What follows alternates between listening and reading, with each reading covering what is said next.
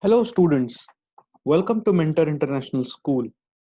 So, today we will study a new topic, that is our spinal cord, the system that makes up the that actually does the job of of this is actually complex structure. The spinal cord is a very complex structure, and the vertebral column.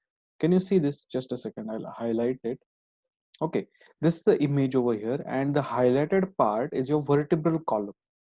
Okay, and that vertebral column extends from your neck towards the pelvic region over here down below. And it has got some many threads or many wires, and it controls all the functions on the human body. Okay, it also gives you the strength to stand up, the strength to walk properly. Okay, there are many functions. We will study them in greater detail. Let's study them. So our spinal cord, so this is our spinal cord. Okay, and these names are actually somewhat complex, but actually they are easy. So the initially these spinal cord from C1 to C7. Okay, so first understand this: the spinal cord. Okay, spinal cord contains some short bones which are aligned together. Okay, see this. These are biscuit like structure. You can call them as a biscuit like only. There's no issue regarding that. But see this clearly here. This vertebral column is like this shape, which has a small bones attached together. Okay, and initially the seven bones, first initial seven bones, these are called cervical vertebrae. Then there are 12, the 12 other bones which are called as thoracic vertebrae. Then there are five bones again. These five are called lumbar, and the remaining are called sacrum. This sacrum is a part of your pelvis, the pelvic region. So we will be studying these today, and this the entire vertebral column is associated with a spinal cord. Now, spinal cord is actually a cord that is directly supplied through our brain. Okay, brain from here. Just a second. Sorry. So the brain has a spinal cord, and the spinal cord extends down and gets support through this vertebral column. Okay, and this vertebral column then supplies the information, helps in supplying the information. Now, how does it help? See, the spinal cord, let's say the brain is like a computer. Okay, our brain is like a computer, and computer has wires. Okay, so that wires are transferred through this vertebral column everywhere in our everywhere in our body. Okay, and that's how it helps. See this. This is a very enlarged image of what exactly it is, a close image of spinal disc. So these are disc actually. The official term is the disc. Exactly, they are not bricks. Bricks is just an assumption to explain you more clearly what they are. These are actually discs. So the first seven discs are cervical, then 12 again discs are thoracic, then five discs again are lumbar, and five again are sacrum. Okay, and these discs are joined together like this way. Okay, this is an intervertebral disc, and these vertebrae are facet joints, so there are joints for these discs also. You don't need to study this much in greater detail. I'm just showing you what exactly happens inside a vertebral column, how these individual discs of bones are stick together. Okay, and can you see this here pipe like structure? This pipe is actually our spinal cord. Okay, that is coming through our brain. Now check this out, the spinal cord function. So a spinal cord is a long, thin and bundle of nervous tissue. Okay, so what is it exactly? It is a long, thin bundle of nervous tissue and support cells connected to the brain and located along your back and the neck. Okay, So this vertebral column is present in your back and in the neck, and it contains spinal cord inside it. Okay, the spinal cord is a long and thin bundle of nervous tissue, correct? And the spinal cord receives and transmits electric signals throughout the entire body and then back to the brain. So like I mentioned previously, a computer, what does a computer do? It takes information from many areas, correct now? Let's say you are having a computer and it is having a USB port, then there is a port for charging and many other ports. There is an internet port also. So what does a computer do? A computer analyze the information.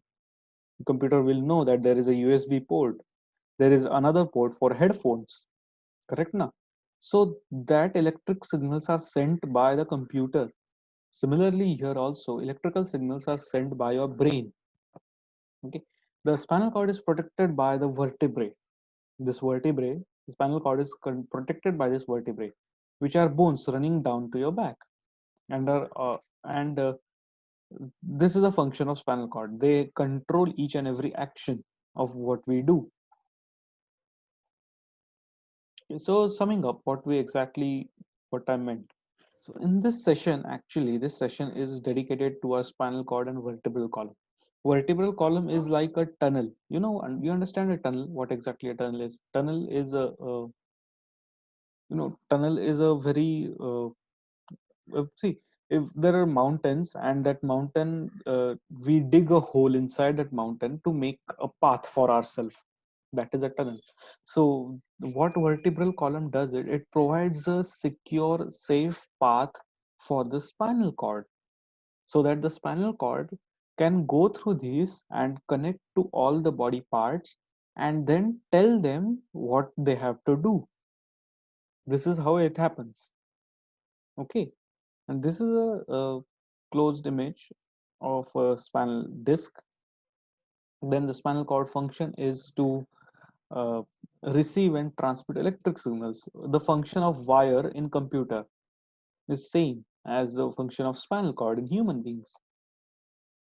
Okay, the now there is a think time for all of you guys. Okay, you must think something. So discuss the importance of sitting straight. We will discuss the importance of sitting straight. Adults advise us many times to sit straight, to have your neck straight, and you have body posture straight. Why is that so? Check this out. See, when you sit in position, there are three positions where you sit. The first is like this, where you are very pale. Second is like this, and this is the most probable position for many of us, including me also. Yeah, and most of the time we tend to sit it like this, but this is also wrong. The correct posture is like this, the straight posture. Can you see this image here first? This first image, the person is very relaxed, but its vertebral column is not relaxed. Okay, it's the in this image, this person is concentrated on something I don't know, but its vertebral column is not relaxed yet. And here, check this out. The third person is sitting straight, and this is how you must sit in order so that vertebral column could get a very uh, the damage is not uh, bigger to the vertebral column. When we sit like this or like this, vertebral column gets damaged. Okay, and you may find it where you see do like this way. Okay, after doing this, you may find that there is a spinal cord. You can feel your spinal cord. Okay, there is this spinal cord that helps you sit straight. And when you sit straight, the posture is straight, then you will find that your spinal cord is actually relaxed. Hmm.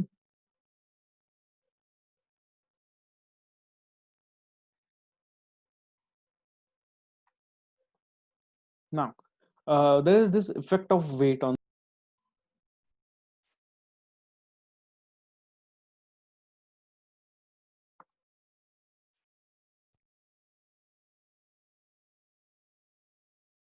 Okay, so there is this effect of weight on spine. Just a second. Okay, so there is this effect of weight on spine. What exactly this weight is effect is? So the first effect of weight on spine is, see, when you lift heavy weights, okay, it can lead to increase in hyperextension. See, I'll show you this image first. Okay, so when see this image here, when you lift weight in your hands, you actually give pressure on the whole vertebral column. Okay, check this out again. Just a moment. Okay, so when you lift heavy weights, okay, it the spine vertebral column is more and more pressurized, and the more and more it pressurized, the it is not good for a vertebral column to get more and more pressure. It might also get damaged, and if it is damaged, it is a very dangerous situation. You might get pain each and every time. Okay, so please don't lift heavy weights. Okay, it's advised. Oh, so yes, thank you.